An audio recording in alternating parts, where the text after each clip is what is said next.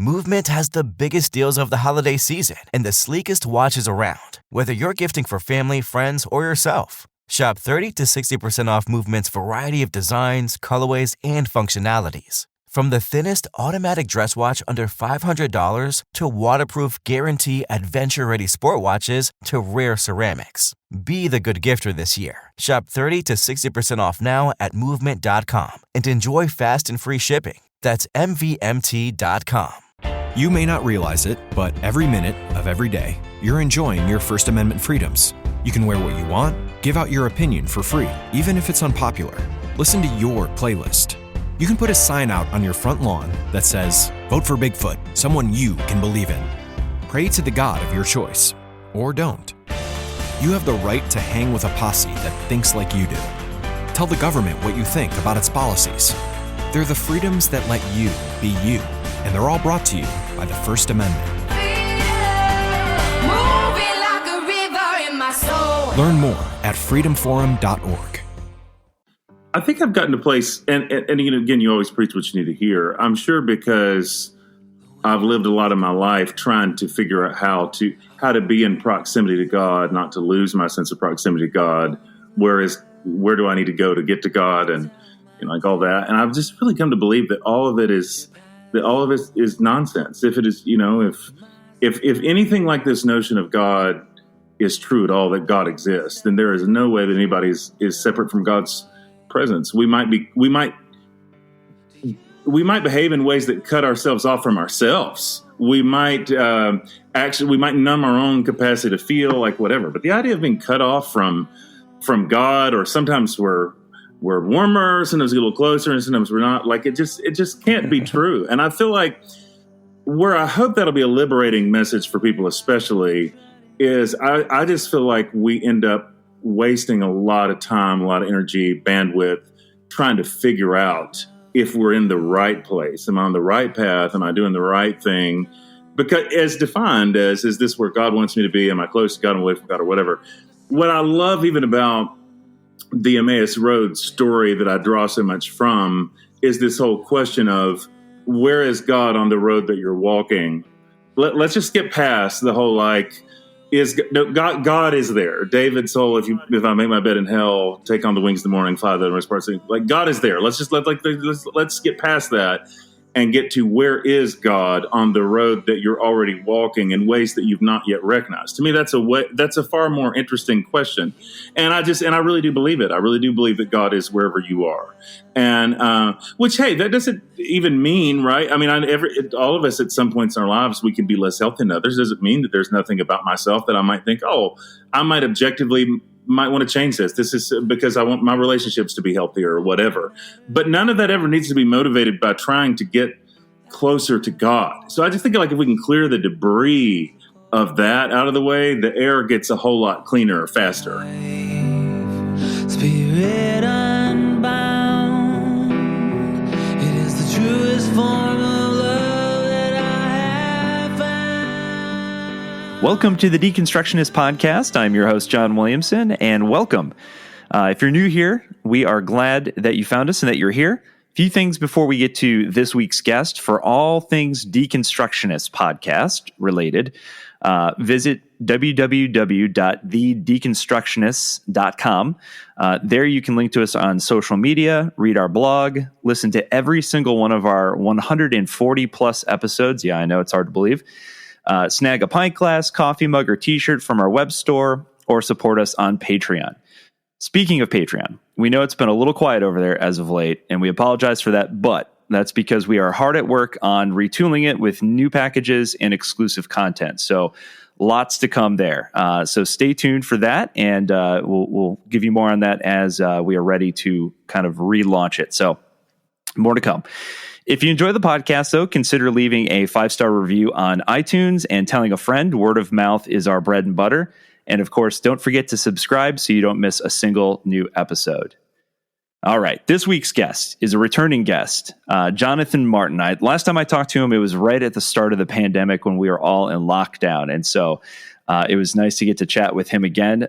Jonathan is a good friend of the podcast, brilliant preacher, has his own podcast as well called Zeitgeist, and is an amazing author as well, which is why we sat down to talk again. He has a new book coming out called The Road Away from God, How Love Finds Us Even as We Walk Away.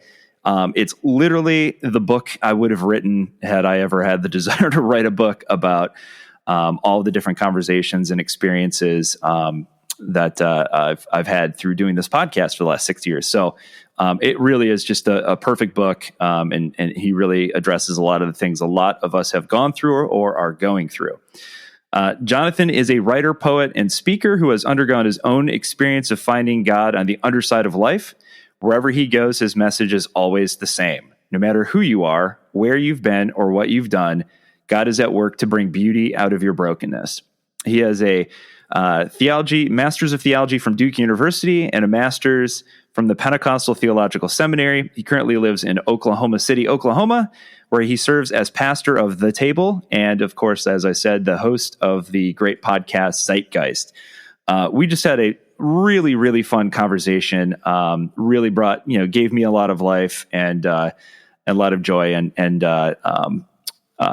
I think it did for him as well. So hopefully you can feel that in the conversation as you listen to it. But it was just a lot of fun, as it always is, when I get together. That was hard to say, with Jonathan. And so, so here it is. So I'll get out of the way and let you guys listen to it. It's pretty fun and fantastic. So enjoy. And without further ado, I give you Jonathan freaking Martin. As the lights go out and I swim towards the coast, love of life, spirit unbound. All right, Jonathan Martin, welcome back to the Deconstructionist Podcast. Thank you, friend. It's so good to be back. I'm such a huge fan of the podcast, as you know. Love the show. And I'm actually, I guess this would be the first. I have some coming up, but this is the first podcast I've done about the book yet. So this is like the premiere. Hey. I love that. So right. Really, really good to be back. Awesome. Well, thank you so much. And had a blast with you last time. And it's kind of crazy. The world is kind of topsy-turvy. And we spoke, I think we did our interview probably right before the pandemic really kicked into high gear. I think it was in the initial stages. And here we are, like 2 years later, things are still weird for different reasons, but we seem to be finally coming out of this, at least the kind of isolated quarantine version of the pandemic, and sort of getting back to some semblance of normalcy. Yes, which I'm very grateful for. And it's so interesting, even writing and all that during that, because you kind of feel like the book is coming into a world that's different than the one that existed when I was writing it. So that's kind of a weird feeling, it's like that everything's changed so much. My life has changed so much, like everybody's had. And right now feels like such an ambiguous time. It's just. Yeah. A lot of unknowns. It feels like, we've got obviously the conflict, the war going on, between Russia and Ukraine. And there's all sorts of, as always, political things happening. And, the pandemic, isn't completely over. There's, obviously the virus is still out there and mutating. And it just seems very kind of unsettled, I would say. For sure. Yeah. Sorry, go ahead. Oh, no. I was just, go ahead. Oh, no, it feels unsettled out there, which makes it feel unsettled in here. And, yes, I think that's I feel like that's basically everybody I know right now. It's like, I can't think of anybody who feels a sense of stability right now. I think there's, just in an exterior way, there's just too much that's still shaking for anybody to feel too calm. If people are too calm right now, then it makes me nervous. It'd be like, I don't know what's wrong with you. You feel like feel too okay right now. Right. I think at that point you've pretty much boxed yourself in, and you're ignoring the outside at that point. That's kind of just head in the sand. You're paying attention. Well, tell me a little bit about the creative process behind the book, because as a creative person, which obviously you are, a lot of people who are, what you might call creatives, found this kind of lockdown period as kind of a way to like, all right, I'm locked in my house. What else am I going to do? And they found it to be kind of a silver lining in terms of like being able to be creative and start putting some thoughts together and figure out what their next project was going to be. So was that sort of the deal with this book? Yes and no. I really experienced all that in phases. And I think I'm the kind of person that, for me, all of that has meant being cut off from any external sources of energy. And when I get in my head, I get sort of dark, and it's bad for me creatively.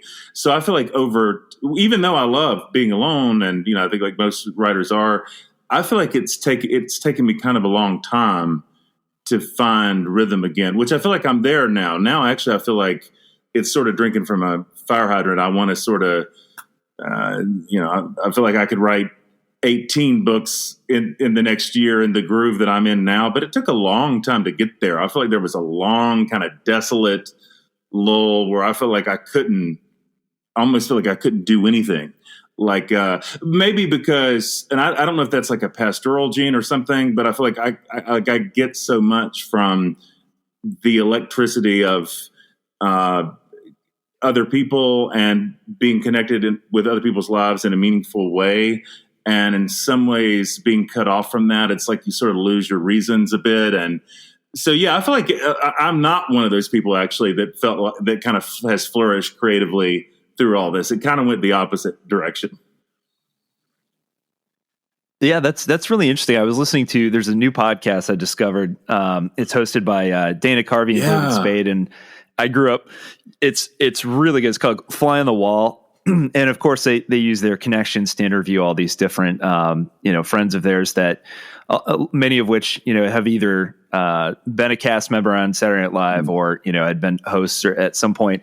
And it's really interesting because they were talking the other day about the pandemic and how it impacted their work. Because obviously for a time they couldn't go out and perform before live audiences. And it was interesting. I think one of them had mentioned that he found it as a time to really dig in and start to go through material and work through new material. And the other was complete opposite. He said, I feel like I should have taken more advantage of it, but I just basically watched movies with my kids. Right, sure. So like, it's interesting to see the different approaches to it.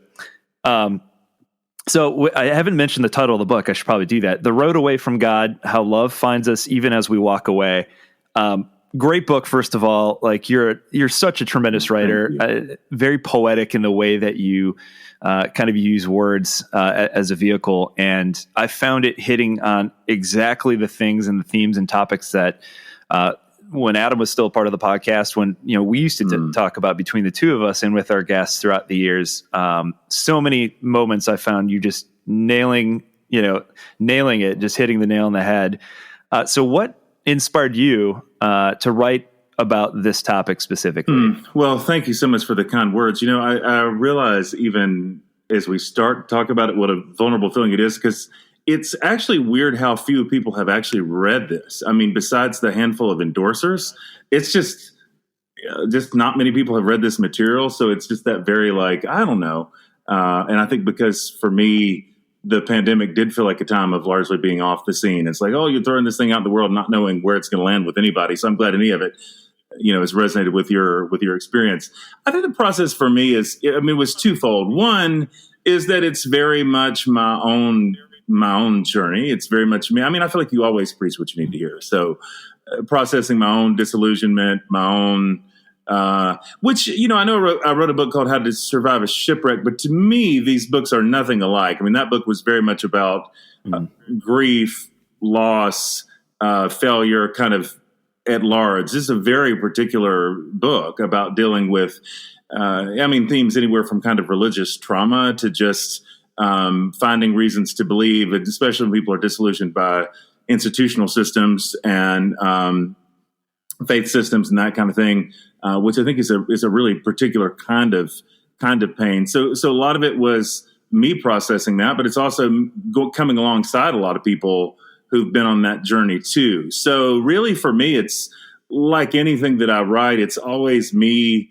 working those things through. It was interesting actually, because a lot of the content earlier in the book has existed for kind of a long time. I feel like those things have just kind of been alive in me for a while in terms of like the germ of the ideas, at least.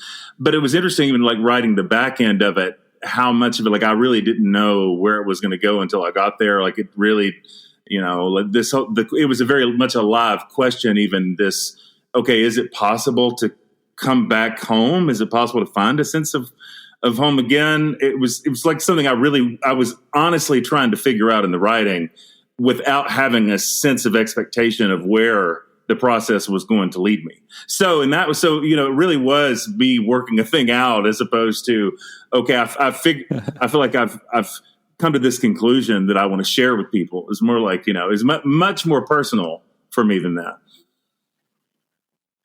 Yeah, I thought it was really cool. For those who are listening who didn't listen, who haven't heard our first interview together, should go back and listen to that. But you talked about, you had this idea kind of bouncing around in your head about just the symbolic nature and what it really meant. The part of the crucifixion story and the aftermath, where the disciples are walking away from Jerusalem, and what that really kind of spoke to you. And you really expand on it in the book in such a cool way. That I think really helps kind of understand our relationship with God, but also helps kind of explain the journey that so many of us find ourselves on. And I thought that was just exceptionally cool how you were able to really kind of use that as a way of saying, look, we're never alone, even when we think we are. Yeah, I so appreciate that, friend. So tell me a little bit about, I want to start at the beginning of the book, obviously, logical place to start, I suppose. Early on in the book, you compare the loss of belief to a type of grief or grieving, like the loss of a loved one or the loss of a relationship. I think that is something that a lot of my listeners identify with. It certainly is... certainly is a type of grief and loss and mourning, because so often, it's not just a loss of maybe belief or some of your beliefs, but it's also oftentimes severing relationships, and community. And it's so much more than just, I don't believe this particular thing anymore. Oftentimes you lose friendships and relationships. So talk about, that type of grief and grieving and what that means. Well, I don't want to overstate it, but in a lot of ways, I think I've come to believe it's the deepest kind of grief, because I don't know any way that you can lose belief or a belief system. And as much as we might want to say there's a difference, I think oftentimes our belief does come via some sort of a system, without losing your identity. I mean, the constellation of relationships that we have, that's how we know who we are. Is who people tell us that we are. And we might like to think that we have a more deeply formed self than that. But at the end of the day, who we are to other people, that's how we know ourselves. So then when you start to change your mind, and then other people change how they relate to you, and you realize that the very foundations of your existence don't really exist in the same way anymore. I mean, that's just... Then all of a sudden everything's up in the air. You're in outer space.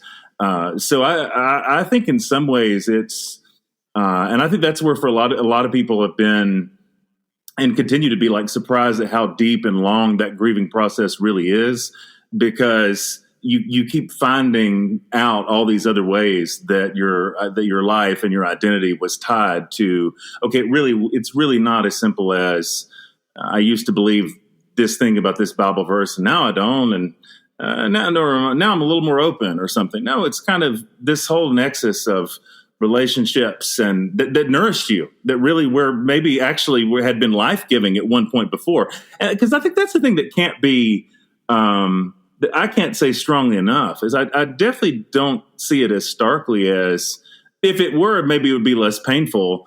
All these things that people thought were true suddenly turn out to be, all of it are lies. Well, not really. Or I think for most people, it's not. It's much more complex. It's like, well, there are some things, some experiences that were beautiful you might want to hold on to, but you don't know how to. Other things that do turn out to be like deeply like, oh, okay, that really was bad and seems really impossible to know how to sort, which also makes the grieving more complicated, because you're not even sure exactly which things you're supposed to be grieving, or that you have permission to grieve, or you give yourself permission to grieve. So, I think the fact that it's such an ambiguous process really makes the grief deeper and worse, not better. Yeah, and one of the things that you talk about too that I think is so prevalent, and oftentimes the thing that pushes people out of some of these expressions of Christianity is, some of these expressions, a lot of these expressions, specifically within in America and North America, I guess, are expressions of Christianity that are really built on this house of shame and guilt, and then you find as you're leaving those expressions of Christianity, you talk about the fact that all the voices around you are kind of, pushing the guilt and the shame on you, because now they're saying, well, this path that you're on is the wrong one, or, you're backsliding, or this is, whatever the case is. And it just kind of, that cycle of guilt and shame just kind of continues. Yeah, that's right. Yeah. It's so self-perpetuating. It's like, so, the very fact that, because those voices become so deeply internalized that then in the very act of moving away, even when we think we've changed our minds, I think like on a cellular level, the whole, your body keeps the score kind of idea. Really, we keep feeling that. And then every time you continue to move in a direction that's not the direction you were moving before, and something goes wrong, then you assume it's your fault. And this must be God punishing me because I'm not on the wrong path. And, so it kind of prepares. So it kind of becomes this, that thesis keeps validating itself. And I think that's real. I don't feel like I've had a lot of conversations about that with folks. I feel like that's a very real phenomenon, that life is going to continue to be hard regardless of what you believe. But if you change courses, then now there's all this ammunition to assume that the reasons that things are hard is because you haven't done things the right way. Yeah, and what's interesting too is you hear so often from people who are still kind of within that construct, that for anyone who's left that expression of Christianity, well, you don't like the fact that, well, for example, hell, you don't like the fact that hell exists, so you're just picking and choosing what you want to believe and creating your own version of Christianity. I'm like, well, no, because if you really dig deep enough and study, in context, then some of these things don't really hold up as well anymore. That's so true, John. And this is one of the things that, in terms of a catalyst for writing it all or think this way, and it's fraught, with all kinds of challenges, but it's one of the reasons I feel like I have to keep swinging on this in some way. It's, I feel like we're constantly told, both by people who believe and people who no longer believe, what Christianity is in ways that just to my bones, I just don't believe it's true. I just don't believe it's true. I don't believe eternal conscious torment is true. I don't think it's in Scripture. I don't think anything like it is in Scripture. But I feel like, whether folks are super evangelical or sometimes they might be very ex-evangelical, are going to say in some form, this is what the Bible says. I don't believe it's what the Bible says. And so part of what I feel like it's not an apologetic or something, but that I'm trying to contend for is, here is God as I see it. Here's a more beautiful Christianity, the way that I see it. Not that everybody has to see it that way. And that's a line I really try to walk carefully in the book, is I really don't want it to be preachy. The idea is not trying to say that if you want to reject Christianity or to reject Jesus, that you can't, and that God's going to make you anyway. It's much softer than that. It's much more like, no, if God really is love, then love goes with you, whatever you think about love. And if God actually isn't punitive, then you don't have to be concerned that because you've changed your mind about God, that God's going to come back and get you. I still happen to believe in the God that's revealed in Jesus, and I'm not staying up late at night worried about other people's souls, etc. But again, there's just a lot of people, both who believe and who've rejected belief, who want to kind of define to say that like this is what Christianity is, this is what Scripture is, in ways that I just truly don't find resonant. Well, and it's interesting too, because we continue to, out of one side of our mouth, preach about this God of love who we see through the character of Jesus, but at the same time, we still kind of, out of the other side of our mouths, kind of preach this idea that God is this vengeful, scorekeeper, and it's like, we've learned from history. I've said this before, I think, on the podcast, that this fear tactic just doesn't work. We've seen it with governmental systems where you have this tyrannical ruler, and sure, it keeps the people in check, but the second they have to overthrow you, they're taking you out. Like, that's not a change of heart. That's just keeping people in check, through power and through fear and that sort of thing. And that's not the God that I see in the Bible, nor the God that I believe in. But I love how you put it, John. It just doesn't work. It doesn't work. It doesn't work in any relationship. No, there is no relationship that works when you've got your gun to somebody's head. It's not even a relationship. It's actually not a relationship. So that's part of the deal. For people that still kind of contend for that sort of perspective, it's like, hey, I just don't. We know it never produces good fruit in people's lives. It doesn't make people more loving. It doesn't. I don't think make people more disciplined. It just makes people more repressed and more afraid. So I just love the way you put that. It just doesn't work. It doesn't work as a way of life.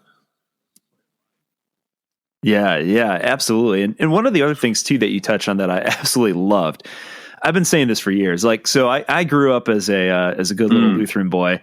And so my experience was very, very different than a lot of my friends who grew up, in more of an evangelical, expression of Christianity, so this phrase that I kept hearing was new to me. And this phrase was, and it was always, in the context of some sort of behavior modification, right? So like they would say, well, that thing that you're doing it's just separating you from God. And I kept saying, that doesn't even make any sense. I'm like, where could you possibly go that God isn't? And you talk about that in the book. There's this quote that I freaking love that I'm going to share right now. I'm going to quote you to you. I just because I think people need to hear it. You say, God, as it turns out, is where you are. And if where you are is where God is, then where you are is right where you're supposed to be.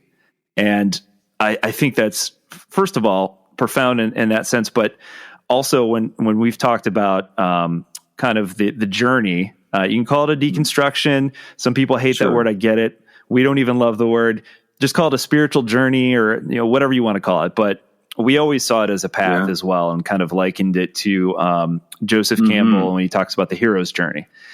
And so I love the visual imagery of a path. And you put it so perfectly when you talk about, being on the path feels oftentimes, and you relate this to the biblical story we were referencing at the top. Sometimes it feels like you're walking away when in fact you're right where you are supposed to be. So talk about that. I thought that was perfect. I so appreciate that.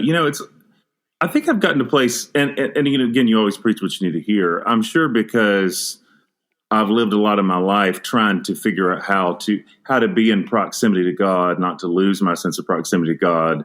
Where do I need to go to get to God, and like all that. And I've just really come to believe that all of it is nonsense. If it is, if anything like this notion of God is true at all, that God exists, then there is no way that anybody is separate from God's presence. We might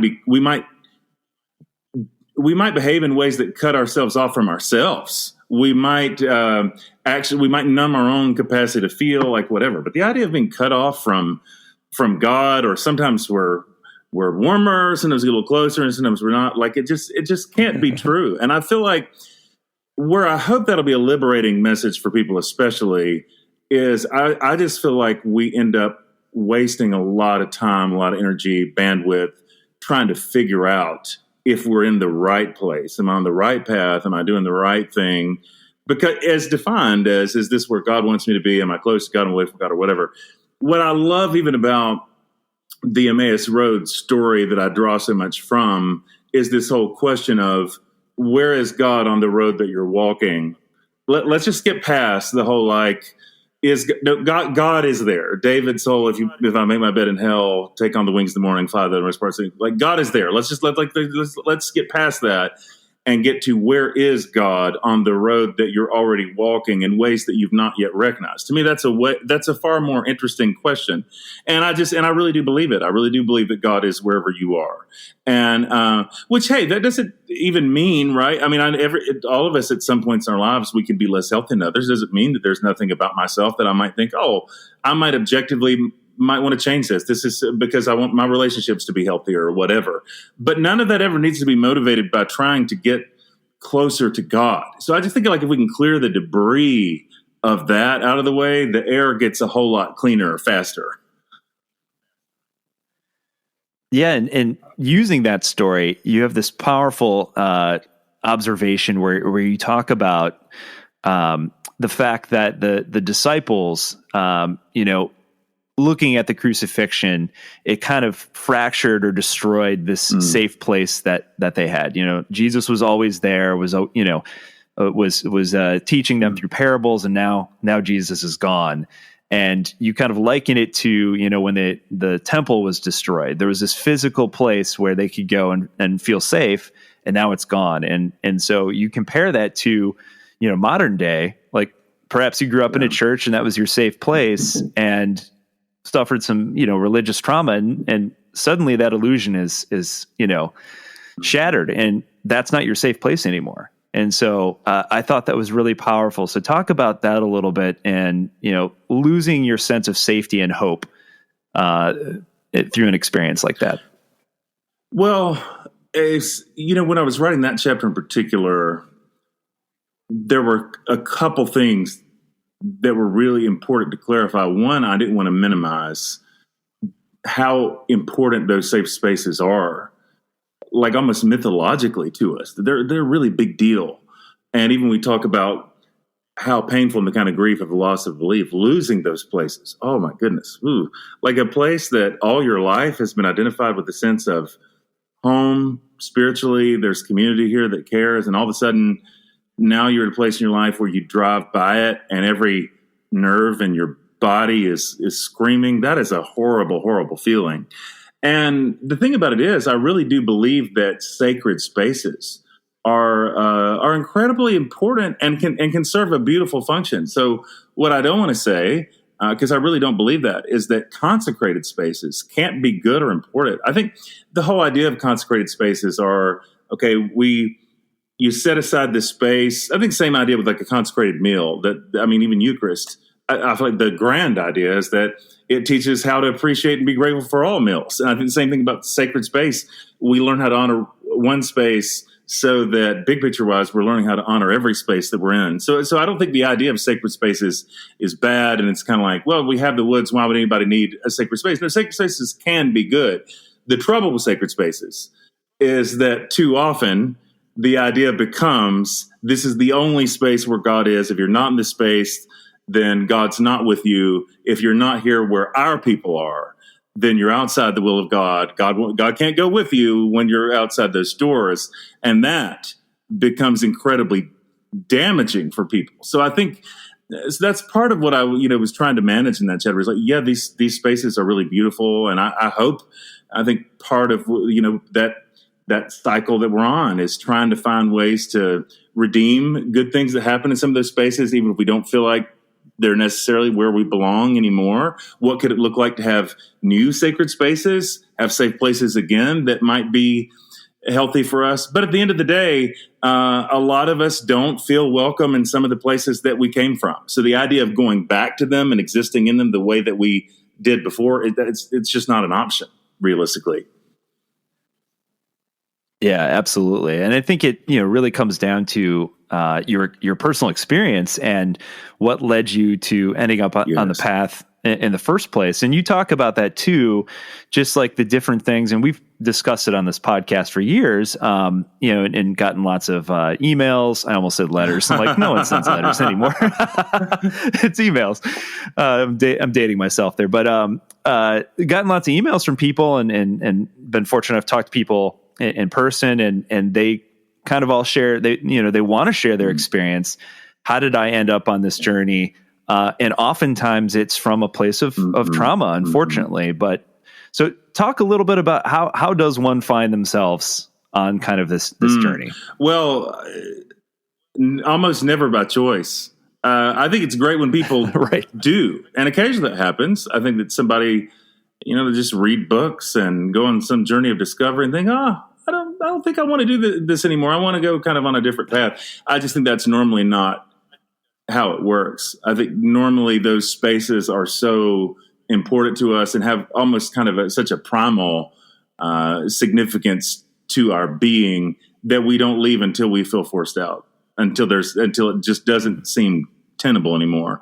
And so I think that can happen from anything from a crisis of trust, someone that was an authority figure that we looked up to, something happens where that sense of trust is broken. I think it can happen from something as basic as, here are the people who told me these basic facts about science or about sexuality. Now I've come to see those things differently. So now what do I believe about this whole set of beliefs that I was given? Maybe that's extreme version, but that might have started with the idea that the earth is 6,000 years old, like whatever. I've always believed that all the answers I got here were good and right. There's no kind of getting around it, even though I didn't want to make the whole book about this. 2016, a lot of things changed for a lot of people, not because I think the world fundamentally changed in some way, but I just think a lot of things that were already there were just kind of exposed. And so all of a sudden, people who might have already been on some kind of a journey theologically, politically, how they think about social issues or whatever was already steering. And now they're hearing from a pulpit that that journey's not okay, that to be a real Christian is to be this or to be that.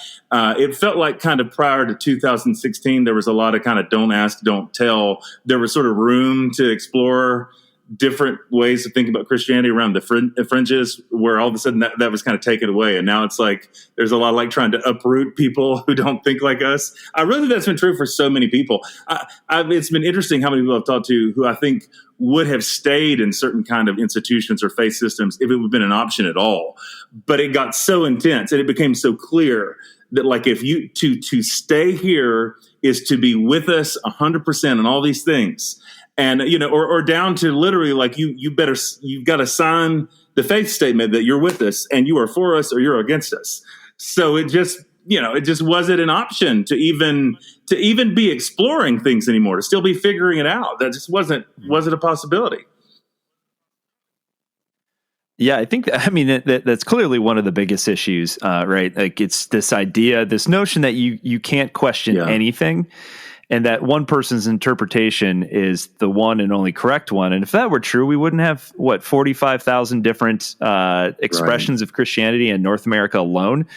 It's this kind of ridiculous idea that any one person has everything figured out. The Bible is filled with ambiguity, and probably for good reason in a lot of sections. But we've been struggling and wrestling with this as Christians for thousands of years now. Absolutely. So you make this point in the book. You talk about the fact that nobody ever really bonds over piety, but we do bond over shared pain.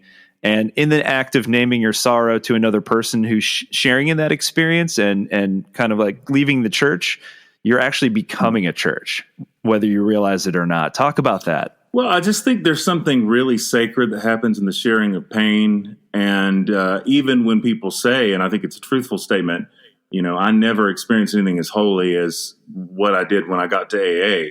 Well, I think I think in essence, that's what church really is. That's God communing with humans. I think when people are really broken open to each other, there's nothing more sacred than that. Like, let's build a temple here. There's, and I think that's certainly what church proper is intended to be. But I think in reality, whenever anybody has a community with other humans where they share the depth of their sorrow on some level, then there's something deeply spiritual about that, whether people intend it to be or not. So you don't have to, whether or not you pray a prayer, whether or not you invite Jesus into the proceedings or the Holy Spirit or like whatever, I think it just happens. There's something fundamentally human and that's so deep and powerful about sharing pain with another person that I think transcends any of the language that we have around those experiences. Which is why, I'd be quick to say, no matter what people would identify about God or not, if they have a relationship where they're able to share pain in that way, then of course it's going to be holy. And of course there's going to be things that happen there that are going to be really and deeply sacred. And weirdly enough, some people will find that in a bar rather than at church. And I would be the last one to say that what happens inside the sanctioned sacred space is somehow more holy than what happens in the bar. I think that, I just think that's very real. Absolutely. I'm down for some pub theology. So we do a lot of that here. I wouldn't say that. Yeah. I mean, I think, I think back to a lot of the really kind of religious conversations that I've had that were the most meaningful. I think there's something about, you just kind of get relaxed in that type of environment, and I can't tell you how many incredible conversations I've had with folks about faith that were shared over a beer or something, So I get that. One of my other favorite quotes in the book is where you say, "Love does not need a permission slip to follow you into the heart of darkness, that you can choose whatever path you need to, wherever it may lead you, but you can't choose to walk it alone no matter how hard you try." And I think this goes back to what we were talking about a little bit earlier, where there's nowhere you can go that God won't journey with you and through whatever your experience is. Yeah, that's right. I don't think I've ever had this thought before this moment, so maybe it's dangerous to pile it now. But I think before there's a way that I would have articulated that to be a Christian is to believe that I'm not alone as a follower of Jesus. And I think part of what shifted is that now for me to be a Christian is to believe that nobody's alone. I don't think anybody's alone. So, and again, that's not imposing Jesus on everybody, that everybody has to have this faith way, but I believe it. I do believe that I believe that nobody walks alone. And I think, I just find that to be unbelievably like such a source of comfort. And it's the reason, it's what's so at the heart of everything this book for me is that I feel like all these experiences of disillusionment and being alienated from a community just make you feel so lonely. You're just adrift in your head. Who do I talk to? People, you don't just kind of make yourself feel like a freak. Other people really make you feel that way. They make you feel like something's wrong with you. And that feeling that like there's something fundamentally flawed about me to where I'm maybe somehow ultimately rejected. It's just such a passion of mine for people to get to a place where they can really see like, no, like God is fully present wherever you are on this journey.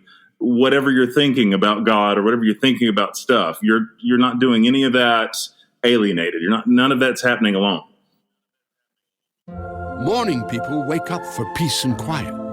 McDonald's breakfast people, we wake up for the sweet rush of getting that warm, delicious breakfast right before it ends. Crush your morning goals with a steak, egg, and cheese bagel or any breakfast sandwich and snag another one for just $1 with the buy one, get one deal. Only in the McDonald's app. Limited time only at participating McDonald's. Valid once per day. Must opt into rewards. Ba-da-ba-ba-ba. Yeah, and such a big component of that is community and finding a safe community. And maybe, that what that looks like is you have some non-Christian friends who are open enough to allow you to express those thoughts and feelings and be vulnerable in a Starbucks versus going to church. And I can't tell you the amount of people, the number one question that we've gotten over the 6 years of doing this podcast is coming from a lot of folks who are in areas of the country where maybe they live in a smaller town. And so it's harder for them to find a community after leaving the initial Yes. community. And so I don't often have an answer for that because, I live in a fairly large city. And so it's fairly easy for me to find people in a similar place and have conversations with them about it. But if you're living in a town that's population 6,000, that community just may not exist. So what do you tell people when they're feeling that isolation and don't have a community within arm's reach? Well, I can tell you this. I tell them something different than what I used to would have told them, because I think there was a time when I was much more a purist about, face to face and bodies and and all of that is great. But I think realistically, and I know the pandemic has deepened this reality, but one of the things I've learned so much from people that I love who are disabled is I am never again going to speak dismissively about the miracles that happen over the internet. The internet is used for a lot of evil.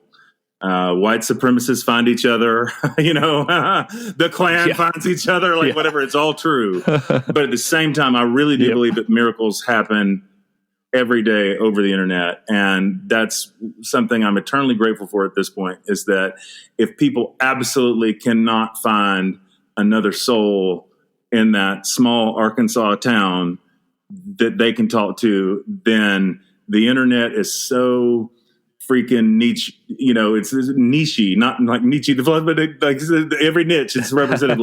Then you're going to find somebody who feels the things that you feel, struggles with things that you struggle with. And I think that's so important. So I think, so I really, at this point, I would always say community, wherever you can find it, in whatever form and whatever source. Now, that being said, I think sometimes, you do need a hug, and there is something about presence that's I think it feels different kinds of needs, but goodness, if you can, through Zoom or a text thread or whatever, feel a little more seen and known, then run to that. I just think it's so important. And especially through the pandemic, we've seen our little community. I really wondered, because we had only existed for about a year before the pandemic hit. And I've been so surprised that our community is much closer than we've ever been, not only hung together, but got much stronger even while we weren't together face to face. So pretty much shot down all my theories about how without that kind of connection, then the bonds aren't as tight. I just don't think that's true anymore. Yeah, I completely agree. I think just the technology that we have, so fortunate. I feel so fortunate that we had this technology in our hands when the pandemic hit. I think back to when was the last pandemic, 1918. Yeah. I thought, what in the world did they do? Just a lot of reading.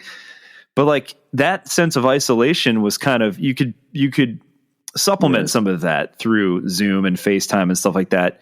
And so I always tell people, I'm like, hey, I don't have an answer for you, but you're more than welcome to go to our Facebook page and post up on there and say, hey, is there anybody in this area? Or try to make connections with like-minded people through there. I absolutely, I think that's one of the good parts about the internet.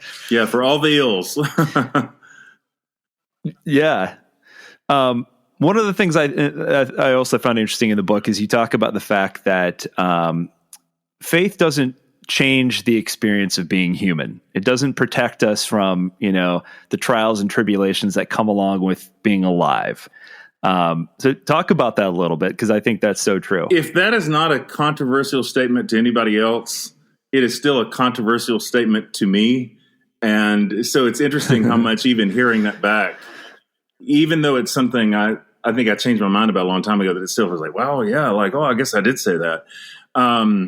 I believe it, but it's still because, and I come from a Pentecostal background, which isn't quite the same as, I really don't come from word of faith exactly, but I still think all of us in more Pentecostal charismatic circles, there is kind of this underlining idea that if you pray hard enough, fast enough, being able to change God, change outcomes, et cetera. And in some weird cosmic way that I don't entirely understand, I really do believe that There are strange ways that people lean into spiritual practices, and I don't know, or set an intention, whatever. It's not that I don't think anything can ever be changed, but I'm quite certain at this point that whether or not you have a certain faith system does not raise or lower your risk of cancer, car accident, divorce, for that matter. It doesn't bear out. It's not true. It's just not true. You're not. So I feel like what faith gives us is it gives us resources and tools to help us interpret our experiences, can give us comfort through our experiences. But the idea that somehow we're going to experience life fundamentally differently than anybody else will. Now, maybe there's subtle ways that's different in the sense that, like, yes, I do think there's plenty of study around the fact that, if you approach life, say, with more positivity, I know that's beneficial for your health. So probably to believe in something is better than to not believe in anything, because if you're a nihilist, then probably the anxiety affects you over time, et cetera, et cetera.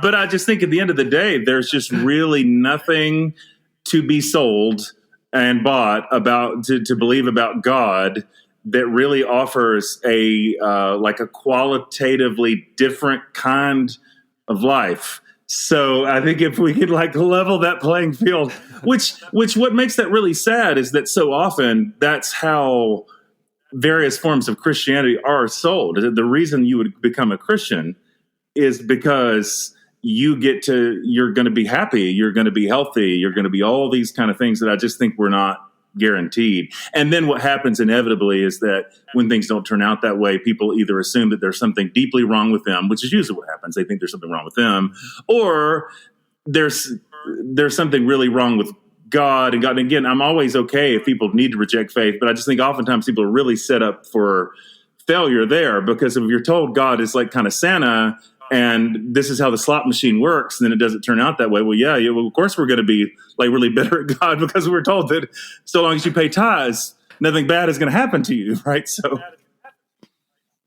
yeah, I mean, it kind of goes back to the prosperity gospel. This notion that through a life of faith that you'll be rewarded with riches and your life will be easy and comfortable. And it's like the Bible does not reflect that, and nor do the stories in the Bible. There's a lot of suffering and a lot of pain and a lot of anguish and a lot of, you look at Job, why God?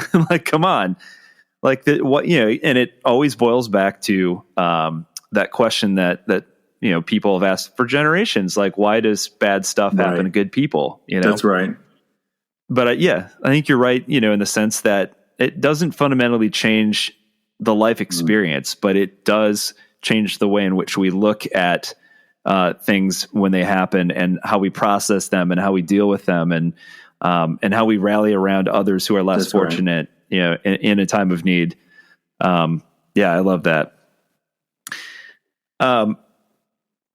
You hit on something I think that we've talked about on the podcast many, many times, and I know Adam and I say this all the time, and you talk about it in the book, and I think it's a really important thing, and you even really emphasize it. It's this idea that you cannot force someone onto the path, and the way you say, you cannot dictate their journey, and I think that is so true. I think it's only when the individual is ready, and when they're willing to kind of embrace the journey. But you absolutely cannot take someone's journey for them, and you cannot force them onto the path. Yeah, I think about that all the time, because I feel like, and I'm not impugning anybody's motives here, actually, but people just often have elders in their lives who, even if they mean well, tell them what to do. And then I think a lot of us, especially when we don't know what to do, we're drawn to try to find voices with a lot of certainty who just are going to tell us, here's what you're supposed to do. When in reality, and I think this really, really bears out in Scripture, wise elders never do that. I mean, for me, the height of it, I think about it all the time in this context, is the story of the prodigal son. Like, a good elder is going to give you the keys to the car, even if they think you might wreck it. Like he gives his son his inheritance early, knowing it's going to, good and well, it's going to be misspent, but that's not his decision to make. And I just think again, without impugning anybody's motives, that's always for me that it's really almost the only indicator. I don't know if there are like 15 others. It's kind of the line to me as to whether or not a culture or a theology is toxic or not. Are people trying to tell you what to do? If people try to take your sense of agency from you, then it can't be good, even if the things they're telling you to do are good. On the other hand, if people legitimately don't try to coerce you and actually value your own expression, your own journey, and you're not backed into corners, you're not shamed if you do things differently, then that's probably, there's a right and a wrong way to do almost anything. And all kinds of cultures, I think, can be healthy when people are given room. But if they're not, then even if there are things about the message that are good, I just don't think there's any way that kind of community or that kind of leader, that kind of elder can be good for us. Yeah, and it makes me think of kind of getting healthy from like an addiction. Addiction counselors always talk about the fact that it almost never sticks when the person is forced into like rehabilitation versus when they're saying, "Hey, I need help. I'm ready to do this." It made me think of that. So talk about you talk about the pain that accompanies the journey as something that is not only very real, but that it can feel like a death. And I love this idea because, again, it kind of takes me back to kind of the hero's journey and the death and rebirth kind of symbolism. So talk about death as an essential part of the process. I wish it wasn't as essential. I wish sometimes I didn't see this the way that I do. But at this point, I see death and resurrection in everything. And I so deeply believe that there is no resurrection without death. Death is a passageway. Death is the way to the other side. And unfortunately, I think oftentimes the reason that we don't get to rebirth is that we're not able to let go of things that really are dead and dying. So, and I think that's counterintuitive, especially when you've already lost a lot. Then, it's like, now I can't afford to lose this relationship too. If I already feel like I've lost 80%, I can't lose the last 20. Actually let go of the last 20 and going all the way, like embracing full descent. Ooh, I think so often is what the path to freedom looks like. But I mean, that's oftentimes just stepping into the free fall. And without trying to go into a whole nother thing, this came to me, and I will use that word here in a truly revelatory way. There a book that was given to me in a time when I needed it most, Catherine Dowling Singh's book, The Grace in Dying, which she was a PhD hospice worker, but her whole view on dying is grace and how, whether it's for a short period or a long period, that when people, if they are given time to die, as opposed to like a sudden tragic death, that there's always some period of freedom. Again, it might not be for a long time for everybody, but sometimes it is. But like this, once you get past all the ego stuff of, I can't believe my body's shutting down and betraying me and people have to take care of it and it's embarrassing, that once you get past, and I've just really believed now that principle is true in every part of our lives, is that if you can get through the ego death, then and it's the reason why, and I still don't want this to be true, that oftentimes I think what's going to feel like redemption is often on the other side of what we're going to experience as humiliation. What if people knew this or like whatever? Well, it would suck. But oftentimes what we really find is that that's where the freedom and healing comes, is when things come into the light in this way, because that ego death happens where there's now the opportunity for rebirth. So, and the point is not to say, like in the book, that, okay, you have to, because that hasn't happened for me. You have to let go of, you have to murder everything about your belief system before. But at the same time, I will say that I do think it's important, and that's definitely borne out in my life. I think I had to get to a place, almost Abraham and Isaac style, like I was willing to let it all, like, okay, I'm not holding on to anything just based on some sort of ritualistic or like it's just comfort food or something. I'm willing to go wherever it takes, wherever this journey is authentically leading me.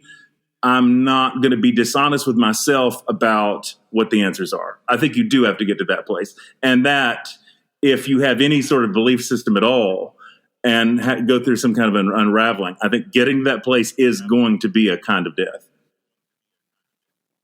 Absolutely. I think a lot of the listeners probably are nodding their heads right now in agreement that it, oftentimes, like we mentioned at the beginning of the podcast, it often comes with a lot of other things attached to it. It's not just the loss of your beliefs, but oftentimes loss of community. And that can feel like a complete life disruption and a massive death in a way.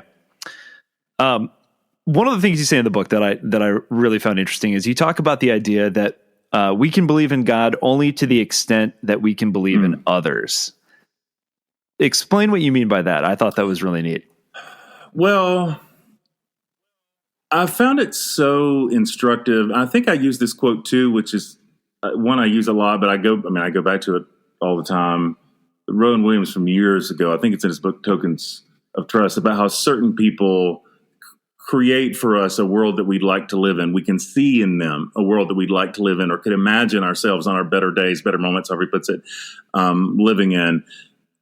I've just come to really believe that that's true, that it's only to the extent that we can see in a body, in an embodied life, what God looks like. That's going to be the limit for us. Now, at the same time, I guess I technically believe that God goes beyond the boundaries of the nicest person that I know or most forgiving person I know or something like that. But I still think, I'm only going to have the capacity to believe that God is better, kinder, more loving, more gracious, whatever, than the best people that I know. And part of what I do actually in that chapter, and while again, the book is not apologetics or something because I don't care about anything like that. It is me kind of stacking the deck in terms of, why do I believe? Why do I still believe? Why do I care at all?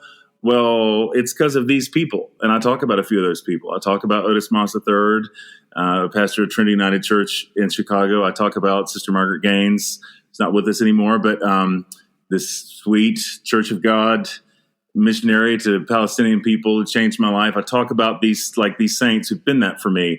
And I still do believe that that's true, that it's only to the extent that we actually see this kind of goodness in the lives of others, that we even have the capacity to believe in a God who's good in that way. Which also, by the way, and unfortunately, I think works in the opposite direction. I think that if you're in a belief system where the people around you are, frankly, petty and vindictive and small, pretty difficult to imagine in a God that's not petty and vindictive and small. And I do think a lot of people within their particular sphere, that might be their experience for a long time.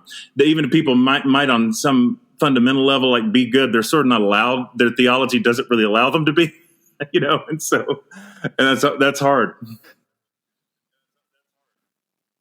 Yeah. Oh, absolutely. We've talked about for a long time about the idea that so often, and you talk about this in the book as well, like talking about people who are rejecting this idea of God that you yourself would also reject. You're like, no, it's this idea of God that probably reflects more that person's ideology and that person's beliefs more than the nature of God itself. And so, a lot of times I find myself saying, as they're describing to me this version of God, I'm like, yeah, I just don't believe that version of God either. I wouldn't want to follow a Christianity that believed that That's right. either.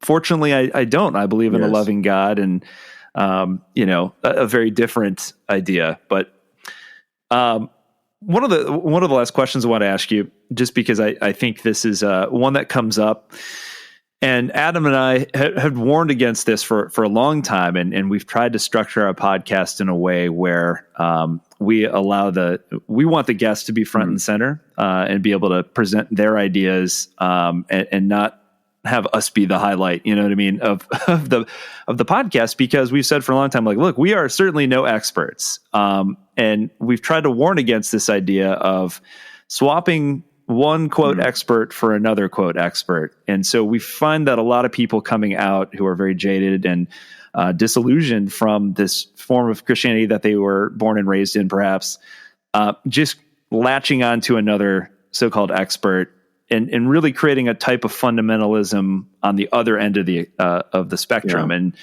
And so you talk about trusted guides in the book. So how do you avoid falling into the same kind of pattern again? Because it's very easy. I think I have a lot of thoughts, but I think the biggest one is in the moment is I think what often happens is we're so drawn to certainty that certainty is as appealing to us from one direction or the other. And unfortunately, what I find is that in the same way that I feel like for most of our listeners, this is just not going to be controversial. So here we'll use a name. So if say John Piper, if the appeal of John Piper on one side is that he's really, really certain about everything. So you've got such a kind of everything's black or white, in or out, like everything. It's just such a rigid, just so certain. I get legitimately concerned when people leave a faith system and the way they speak about everything is just as certain as it was before. And it's surprising sometimes that people can't tell the difference. Oh, that's the same tone of voice you got before. That's the same rigid. There's still insiders and outsiders. There's still good guys and bad guys. There's still huge assumptions made about people that you may not know well. There's still tons of doctrinal purity codes. There's still ideological purity codes. If you differ from us on sanctification, then you're not part of our group. Well, now what if you're in a whole different world, but you do differ a little bit politically or theologically or whatever? Are you now not allowed in that space? Because if so, I think that might be worth asking some really critical questions. I do feel like, unfortunately, because we have such an intense desire to belong, that's always going to make us circle around communities where there is a clear sense of insiders and outsiders. Because how do we know that we're us? Because there's a them. That's how we know. How do we know that we're the insiders? Because we have outsiders. So I guess that would be my biggest thing, though, is just recognizing when we hear people speak with a lot of certainty and a lot of rigidity. I also, quite frankly, I don't know if I've ever said this quite this way in a conversation like this, but I really do believe it.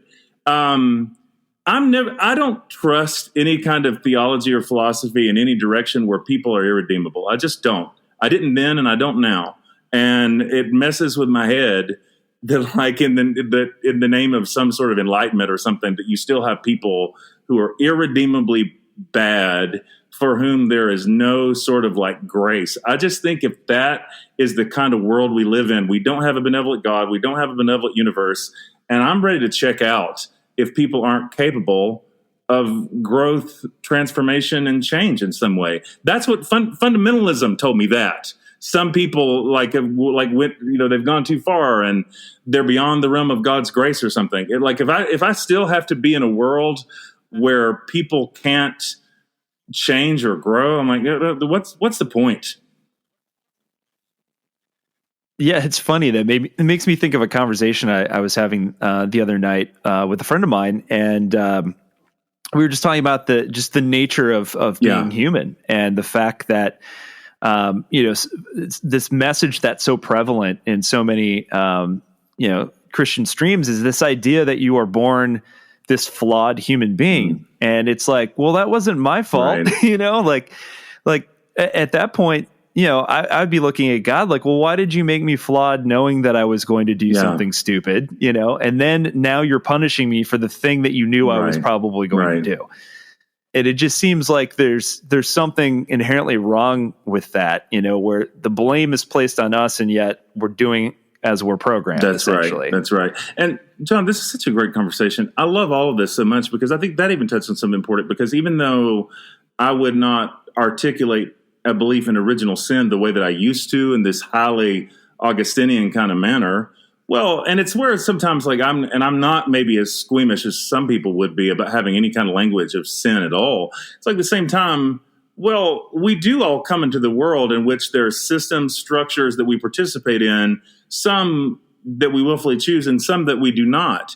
And now that doesn't mean we don't have to take responsibility for them, but we become more aware of them over time, like as we go. So I just think so all that just becomes more and more nuanced for me. It's like, we're all learning, okay, here are ways that I might have participated in some of these broader realities and some of these systemic things that may not have been entirely. Now, again, that's not the same thing as you're born naughty and God's sending you to hell for yourself, which I think is very unhealthy. But I think the idea that sometimes we do participate in things that aren't necessarily like fully consciously chosen, is somehow true. And where, again, it's so strange to me when then people aren't given room to like change or grow. It's like, yeah, well, people, how often have we seen people perpetuate the same kind of mistakes or cycles because they just didn't know better? That's what they were given, not because God consigned them to a life of like, doom or whatever, but it's just all that they knew. So that for me is what I love about the Jesus story so much, is that there's always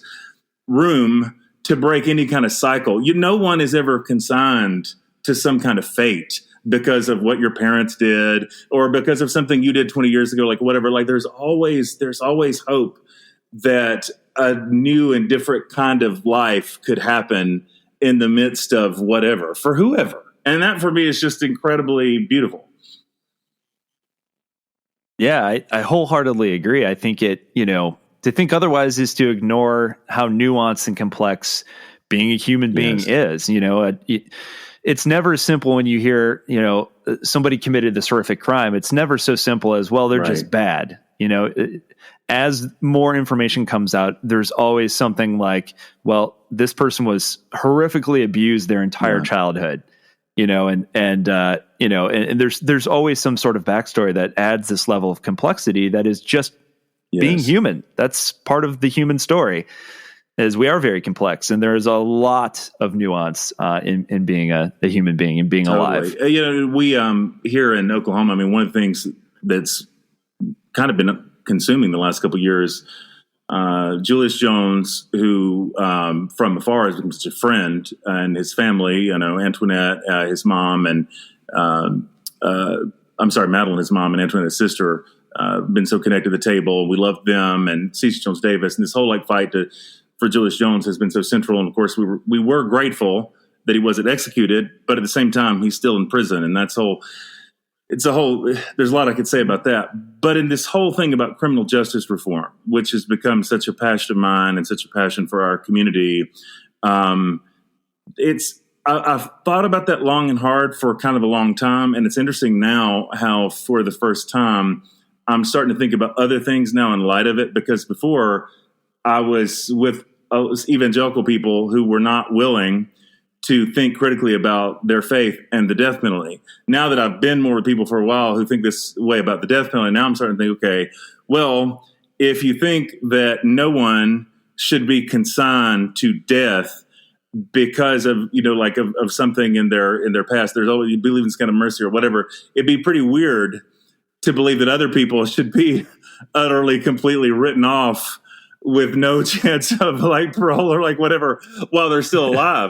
But I think that's possible. You could become the kind of person who says well, technically, well, I don't believe in the death penalty, but I do believe that some people are past redemption. That to me is is an equally weird, inconsistent ethic of life.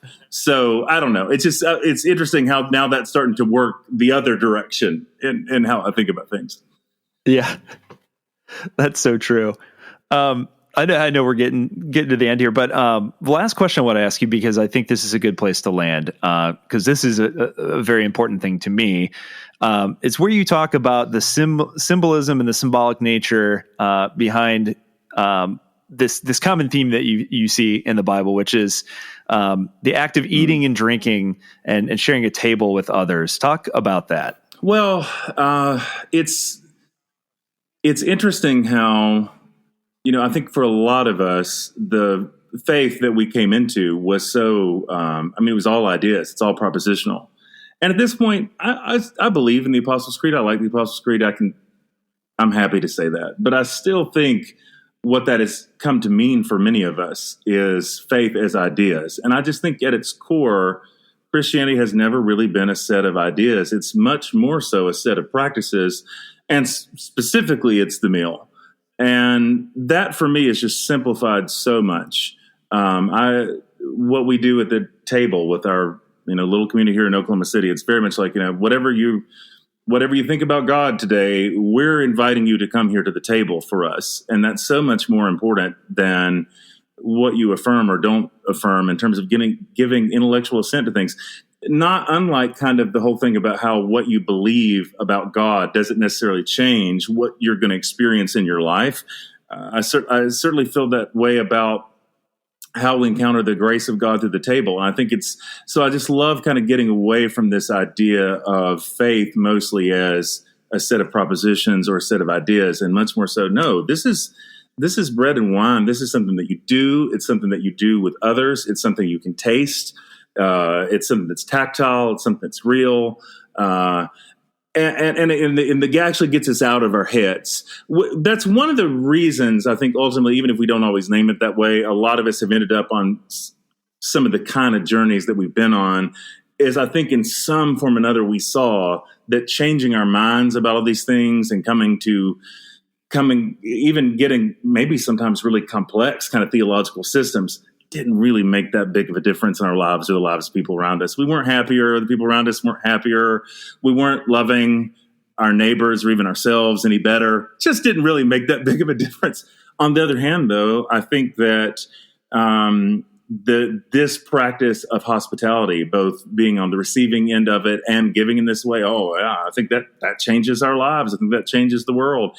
So it's, for me, it's not even like this kind of, I don't mean it to be like syrupy and sentimental, like, oh yeah, like, you open yourself to someone else. Like, no, I mean, I think it's like objectively true. I think that actually changes the world, like in ways that are demonstratively true, in ways that changing our mind about things just doesn't. So now it's really no wonder that Jesus makes this meal the center of everything, because I think no wonder that the table practice of Jesus is the central scandal of Jesus in the Gospels, which I still to this minute find it so weird that no one ever seems to connect. I feel like I never hear that connected in preaching. Everybody just seems to leave that alone. It's like as if the table practice of Jesus that was so scandalous wasn't meant to directly inform the table practice of the church. Jesus is primarily known and is primarily a scandal because of his inclusive table practice.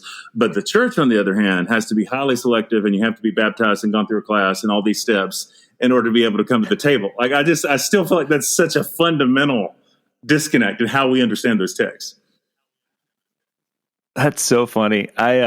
So I just went back to church for the first time last weekend since the pandemic. Yeah. So we were my daughter and I were kind of looking around for a new church. We had moved and to a different part of town and stuff. So we had just started the process before everything shut down. And so last weekend I went to a church that I'd been to before that I really liked. And I had just had a conversation I think with my parents about the fact that, being born and raised Lutheran, a lot of people don't know there's different variations of Lutheran, right? There's ELCA Lutheran, which we are. There's Missouri Synod Lutheran. There's even Wisconsin Synod Lutheran, and they vary in the way in which they kind of view things. And from what you might call hyper-conservative to all the way to the other extreme. And so as an ELCA Lutheran, we've always been very, very open about communion and the table, as it were, versus Missouri Synod,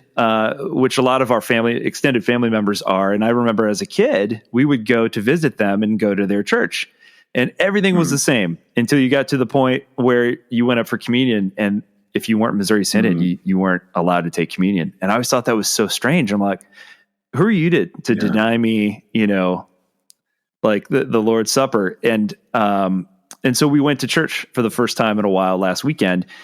And I'd been talking to my girlfriend about it, and she's not a huge church goer. She's has some trauma from the past, so understandably. And I kept telling her that. I said, trust me, not all churches are the same, number one. And number two, there are churches out there who I think will fall on the right side of history, who are accepting. And when they say all are welcome, they mean all are welcome. And so we went, and the first two images that popped up, number one, they were teaching a class where they partnered with this local LGBTQ plus organization to explain exactly what those letters and the acronyms mean for folks, and indicated that we are a fully affirming church, and when we mean all are welcome, all are welcome. And so that was a good check mark for her. And then the second thing that happened was when it came time to take communion, he said, we believe that no matter what your background is and what you believe and where you're from, you're welcome at the Lord's table. And I thought, that's what's up. Yes. You know, I thought, who are we to dictate who's allowed at the table? Everyone should be allowed. And I love that. I'm so grateful that y'all had that experience. That's so beautiful. It's always so encouraging for me to hear. To me, it just underscores why. And there's a beautiful simplicity to it, you know, like, and it's part of me of the genius of Jesus and the Jesus story, and why I still care about any of this is I think, you know, I just don't know anything but the table that's able to do that. I think it's precisely because it isn't a set of ideas. It's like, no, if you want to come and eat and drink with us, then come on down. That for me is what makes all of that possible, in a way that any sort of lineup with the ideas just doesn't do it. Because I think even if it's more like have inclusive ideas, but it's not, you know, come down to the same table, drink from the same cup, eat from the same loaf, receive at the same time. Like, I think there's something about that just levels us in a way that's like really, really fundamental. And when a church is like really clear about that, when that's the main event, it does set an agenda. It does set an agenda for the community. The table has an agenda. The table is an agenda. You know, that's really wonderful. Yeah, I mean, it goes back to what you talk about in the book is what it did for her. And I had no expectations that after this experience, I think she was probably humoring me for Easter, you know, like, sure, John, we'll go to church. I'll humor you. And so I think it probably started in that place, but then what instantly happened, and this is all credit to, I should probably give him a shout out, Peace Lutheran and Church in Gahanna. What immediately happened is exactly what you talk about in the book is it created a sense of safety for her, and she felt safe in that environment. And I was honestly shocked and kind of a little overjoyed at the end where we got back in the car and she said, that was really good. I would do that again. I would like to go back again. And I thought that I was not asking for that. I was not expecting that, but it all goes back to the fact that in her prior experiences, she felt very unsafe and not welcomed and not included. And in this space she did. And that made the difference. That's just so beautiful. I'm so glad that you told me that story. I love to hear these kind of stories, and I love for them to be told. And one of the reasons, and I don't mean this on a down note, but I feel like in the moment, it can feel like that those narratives aren't the ones that are winning, because oftentimes, truth be told, rigid ideologies work. I mean, for marketing purposes, because people do want certainty. They're drawn to it. Having communities that are inclusive, it's messier. It's more difficult to pull off when you allow people to really be where they are, and you allow true, and yes, gender and race and all that kind of stuff, but ideological diversity of all sorts. And you're not telling everybody they have to think the same way.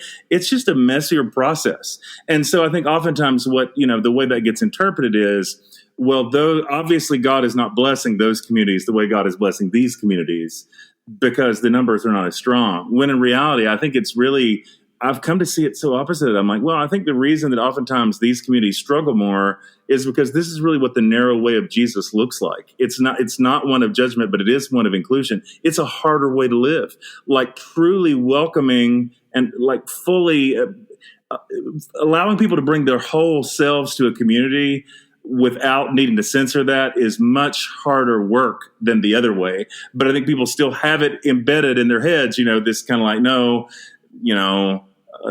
these ideas about holiness and being tougher on sin or like whatever, like that's the Jesus way. That's the narrow way. I just don't think that's true.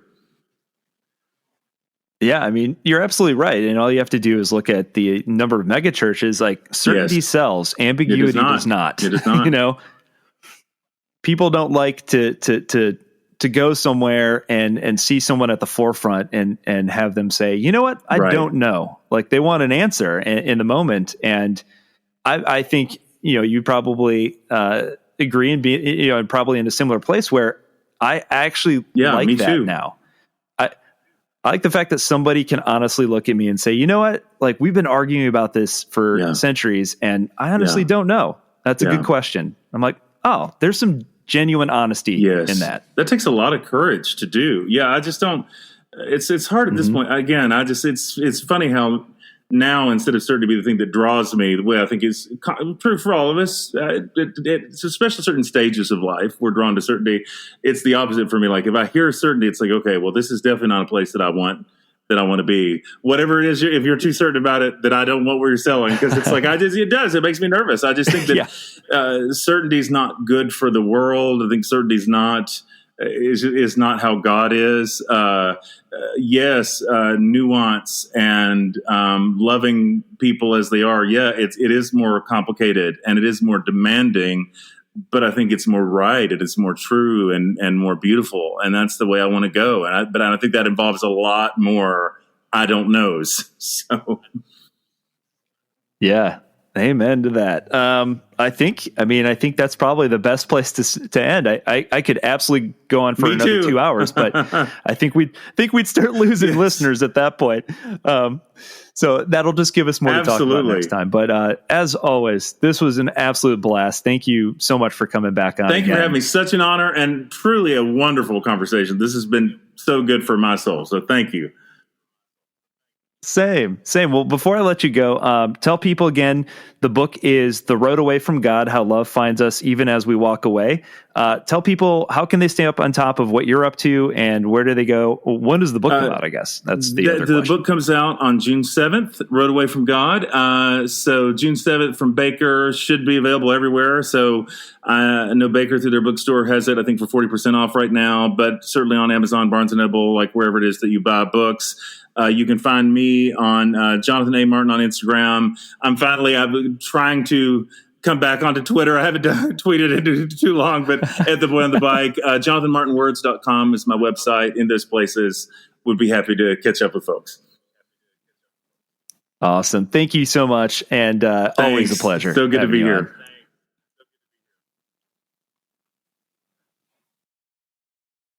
You may not realize it, but every minute of every day, you're enjoying your First Amendment freedoms. You can wear what you want, give out your opinion for free, even if it's unpopular. Listen to your playlist. You can put a sign out on your front lawn that says, "Vote for Bigfoot, someone you can believe in." Pray to the God of your choice, or don't. You have the right to hang with a posse that thinks like you do. Tell the government what you think about its policies. They're the freedoms that let you be you, and they're all brought to you by the First Amendment. Learn more at freedomforum.org.